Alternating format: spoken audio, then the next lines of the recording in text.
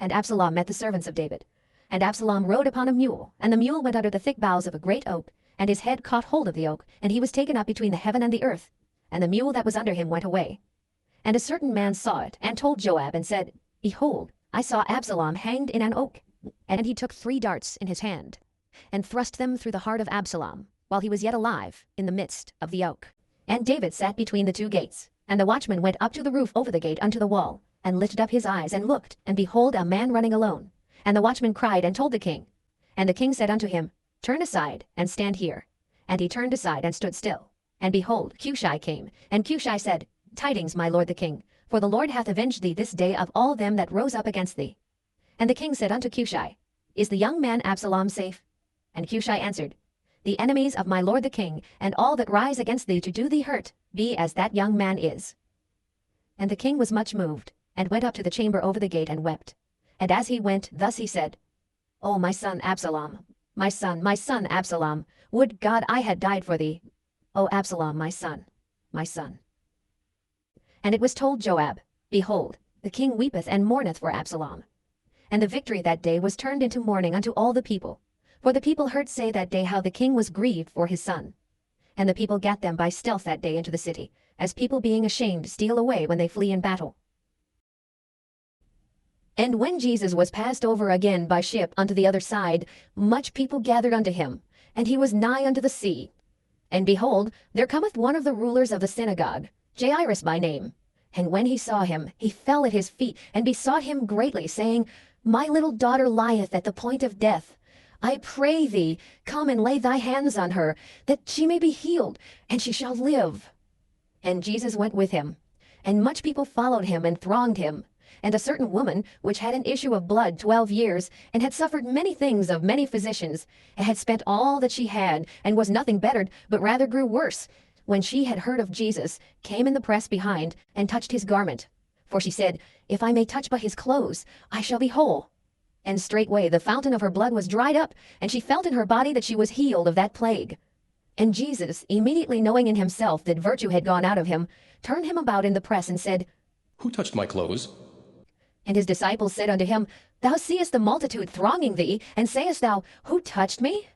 And he looked round about to see her that had done this thing. But the woman, fearing and trembling, knowing what was done in her, came and fell down before him, and told him all the truth.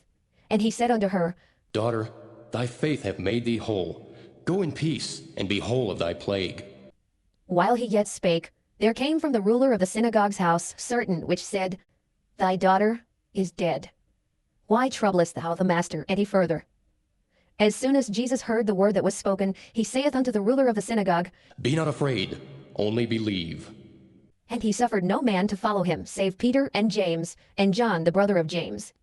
And he cometh to the house of the ruler of the synagogue, and seeth the tumult, and them that wept and wailed greatly. And when he was come in, he saith unto them, Why make ye this ado, and weep? The damsel is not dead, but sleepeth. And they laughed him to scorn. But when he had put them all out, he taketh the father and the mother of the damsel, and them that were with him, and entereth in where the damsel was lying. And he took the damsel by the hand, and said unto her, Talitha, cumai. Which is being interpreted, Damsel, I say unto thee, arise. And straightway the damsel arose and walked, for she was of the age of 12 years. And they were astonished with a great astonishment. And he charged them straitly that no man should know it, and commanded that something should be given her to eat. Saint Blaise, a 4th century bishop and martyr from Sebastia Sivas, Turkey, is venerated as a saint in the Catholic, Orthodox, and Anglican churches. Though little is known of his life with certainty, historical records first mention him in the 5th century through the medical writings of Aetius Amidinus, who noted his intercessory power for throat ailments. According to legend, Blaise was a physician and bishop who fled persecution under Emperor Licinius, living as a hermit in a cave where wild animals gathered. He was captured while en route to jail, miraculously healed a boy choking on a fishbone, and restored a pig taken by a wolf. Refusing to renounce his faith, he was tortured with iron combs and beheaded in 316 AD.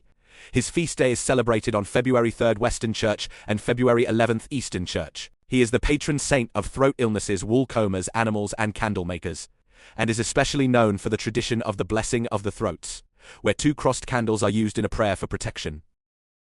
Saint Ansgar, Known as the Apostle of the North, was born in 801 near Amiens, France, into a noble family.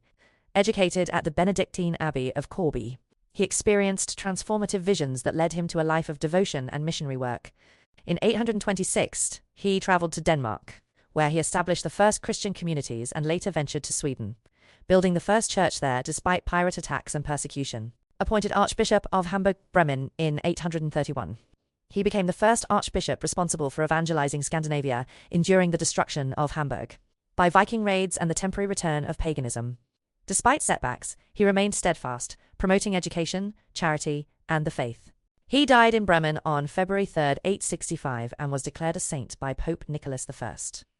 He is the patron saint of Scandinavia, Denmark, Sweden, and Germany, remembered for his perseverance, humility, and unwavering commitment to spreading Christianity in a time of great darkness.